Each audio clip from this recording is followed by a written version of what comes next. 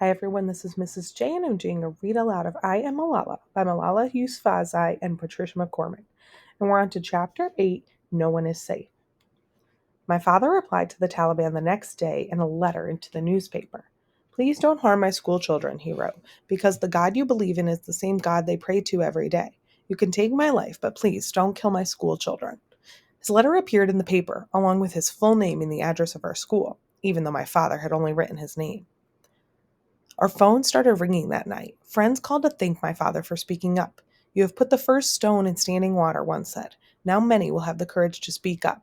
But not many people did.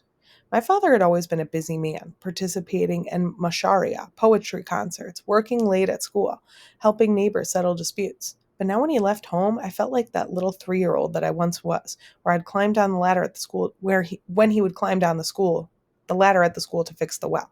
I wondered each night if he would come back. After the letter arrived, my father made a decision. The boys at the Kashal school would no longer wear the uniform of shirt and trousers.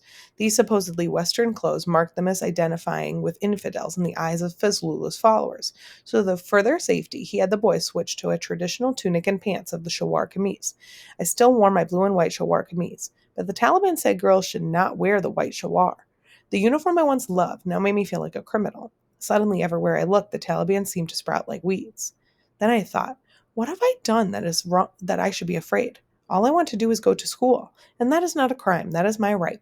Besides, I was the daughter of Zainuddin Yousafzai, the man who had dared to talk back to the Taliban. I would hold my head high, even if my heart was quaking. That fall, in October 2007, something happened that gave us hope. Benazir Bhutto, who had been the first female prime minister of Pakistan, was returning to run in that year's election. She had been living in exile in the United Kingdom since I was 2 years old, but I had been hearing about her for years. As a woman, she was a role model for girls like me. She was not only a politician who had the courage to speak out against the terrorists. Our whole family was glued to the TV when the arrival was broadcast. We watched her weep as she stepped onto Pakistan soil for the first time in almost 9 years. My mother was moved by this, but was afraid for her. She said to the TV, "Did you come for death?" Everyone knew it was dangerous for her to return, but we hoped for her safety. Not long after that, just 2 months later, she was dead. It happened right in front of my eyes, as I again watched her on the TV. We will defeat the forces of extremism and militancy with the power of the people, she declared, and then she stood on the seat of her bulletproof vehicle and waved to her supporters. There was a crack of gunfire and a roar of explosion. I watched breathless as she sank down inside the car. My mother, my father, and my grandmother burst into tears. Benazir Bhutto was the first woman attacked by terrorists.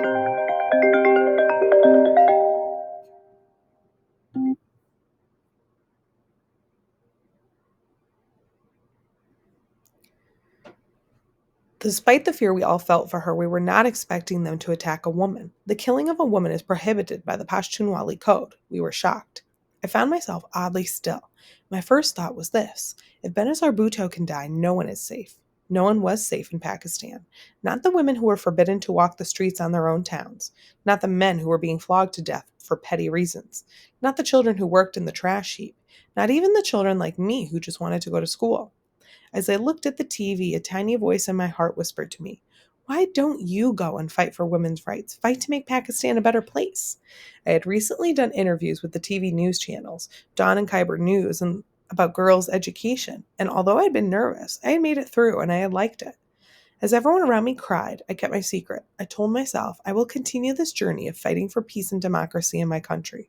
I was only 10, but then I knew I would find a way.